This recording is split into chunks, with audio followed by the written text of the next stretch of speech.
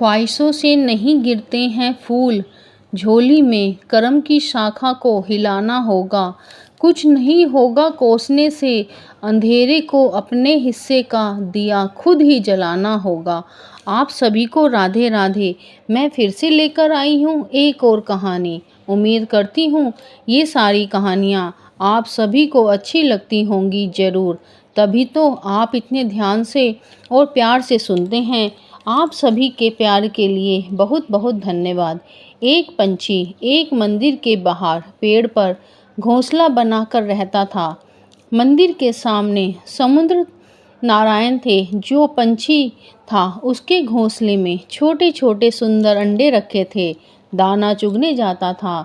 ऐसे ही गुजर बसर चल रही थी। मंदिर में हवन आदि होते थे तो उनकी सामग्री से अपना गुजारा कर लेता था। जन्म से लेकर अभी तक का सफ़र उसका और उसके अंडों का जीवन मंदिर परिसर में ही था। भाव से वह पंछी धार्मिक प्रवृत्ति का था। एक बार समुद्र में इतना जोर का ज्वार भाटा आया कि समुद्र की लहरें मंदिर तक चली गई।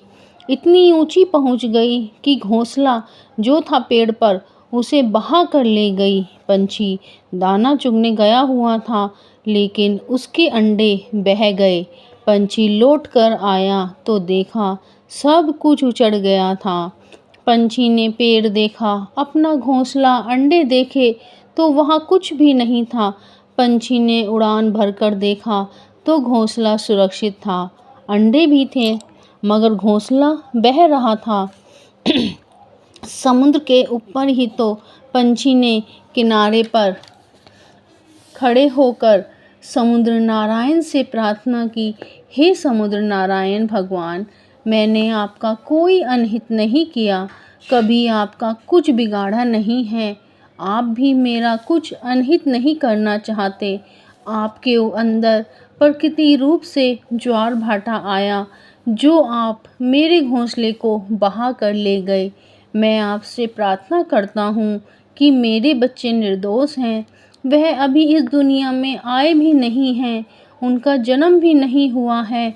आप साक्षात नारायण का स्वरूप हो, आप पूर्ण योग्य हो, आप मेरे घोंसले को मुझे वापस कर सकते हो। कृपया करके इस छोटे से जीव की बात मान लीजिए और मेरा घोंसला मुझे वापस कर दीजिए।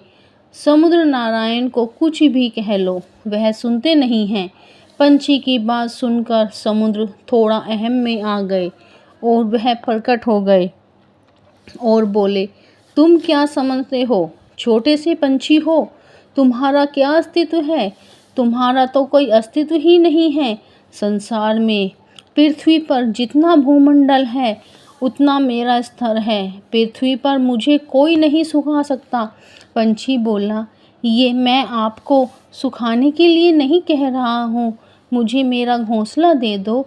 समुद्र बोले, अगर तुम में क्षमता है तो अपना घोंसला ले लो। पंछी को गुस्सा आ गया। वह कहने लगा कि समुद्र, अभी तक मैं आपसे विनती कर रहा था मगर अब आपके समुद्र को सुखा दूंगा। समुद्र जोर जोर से हंसने लगा और कहने लगा कि तुम मुझे सुखा दोगे, तुम मुझे सुखाओगे? अगर तुम में इतनी ताकत है तो अपना वचन पूरा करो। पंछी अपनी छोटी सी चोंच में पानी भरता और दूसरे गड्ढे में डाल देता। वहाँ समुद्र खड़ा हुआ देख रहा था कि यह मुझे सुखाने चला है। इसकी कितनी ही पीढ़ियाँ आ जाएं मगर मुझे सुखा नहीं सकती। वह पंछी 1 दिन, 2 दिन, 3 दिन, 4 दिन ऐसे करते करते 5 दिन निकल गए। वहाँ पर एक कौवा आया। उस पंछी से बोला, अरे भैया, ये क्या कर रहे हो? पंछी ने सारा किस्सा कह सुनाया। कौवा बोला, भाई, अब ये बात तुम्हारी नहीं, हमारे सारे पंछी समाज की है। तुम यहीं रुको, मैं सबको लेकर आता हूँ। वह कौवा सारे कौवे, चिड़िया, कबूतर, तोते, जितने भी पंछी थे, छोटे से छोटा, बड़े से बड़ा, सबको लेकर पहुँच गया और सब उस पंछी की मदद करने लगे। वहाँ समुद्र को और भी ज़्यादा घमंड हो गया कि मुझे सुखाने के लिए पूरे पृथ्वी के पंछी आ गए हैं, मगर मेरा थोड़ा सा भी पानी कम नहीं कर पाए। सारे पंछियों को ये कार्य करते करते 1.5 महीना निकल गया। एक दिन पृथ्वी पर नारद मुनि जी आए तो यह देखकर बड़े आश्चर्य में पड़ गए कि सारी पृथ्वी के पंछी समुद्र के समीप क्यों हैं। उन्होंने एक पंछी से पूछा, यह सब क्या कर हो रहा है? उस पंछी ने सब वृत्तांत कह सुनाया। नारद जी कहने लगे, यह तो बहुत अनर्थ हो रहा है। इस समुद्र का घमंड तो तोड़ना बहुत जरूरी है। वह नारायण नारायण करते हुए वहाँ से चले गए और विष्णु जी के पास जो गरुड़ जी थे उनसे कहा कि आप पृथ्वी पर नहीं गए, आपकी पंछी जाति संकट में है। गरुड़ जी बोले, यह क्या कह रहे हो? तभी विष्णु भगवान बोले, नारद जी पहेलियां मत बुझाओ, सारी बात विस्तार में बताओ। नारद जी ने सारी बात विष्णु जी को कह सुनाई और बोले कि प्रभु, हम जानते हैं कि समुद्र को सुखा नहीं सकते। जो समुद्र में रहने वाले जीव हैं वे बेमौत मारे जाएंगे, लेकिन समुद्र का घमंड तोड़ने के लिए कुछ तो करना होगा। गरुड़ जी बोले, मैं जाता हूँ, उसका घमंड तोड़ना होगा। गरुड़ जी कहते हैं, प्रभु आज्ञा दें। विष्णु भगवान बोले, रुको, तुम्हें जाने की ज़रूरत नहीं है।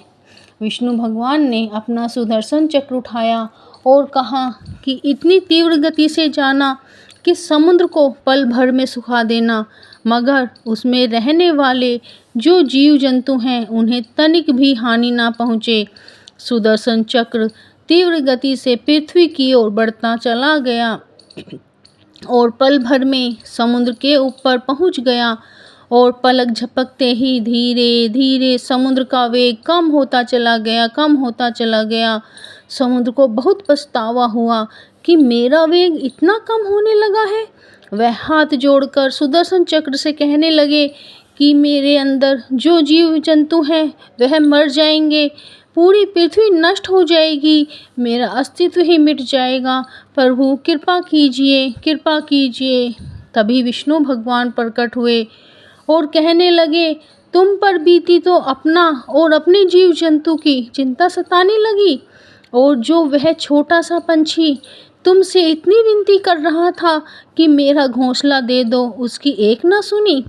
सच कहते हैं, जब अपने पर बीतती है तो ही दूसरों की तकलीफ पता चलती है।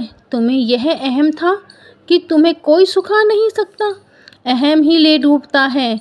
समुद्र कहता है, प्रभु मुझे अपनी गलती का एहसास हो गया है।